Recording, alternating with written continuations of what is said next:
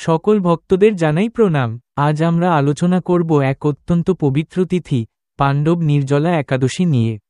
এই একাদশী ব্রত সকল ব্রতের মধ্যে শ্রেষ্ঠ বলে বিবেচিত হয়। পাণ্ডব নির্জলা একাদশী ভীমসেনের অনুরোধে বেদব্যাস মুনি দ্বারা বর্ণিত হয়েছিল। এই একটি ব্রত পালন করলে বছরের সকল একাদশীর ফল লাভ হয়। এটি ভীমসেন একাদশী নামেও পরিচিত। এই ব্রত পালনে সকল পাপ ক্ষয় হয় এবং মোক্ষ লাভ হয়। ভগবান বিষ্ণুর কৃপা প্রাপ্তির এটি এক সুবর্ণ সুযোগ।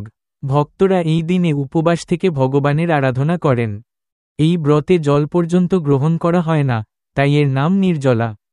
সূর্যোদয় থেকে পরের দিন সূর্যোদয় পর্যন্ত সম্পূর্ণ উপবাস রাখতে হয়। নিষ্ঠা সহকারে বিষ্ণু মন্ত্র জপ ও হরিনাম সংকীর্তন করা উচিত। পরের দিন দ্বাদশী তিথিতে পালন করে ব্রত ভঙ্গ করতে হয়। ব্রাহ্মণ ভোজন বা দান ধ্যান করলে ব্রতের পূর্ণ ফল লাভ হয়।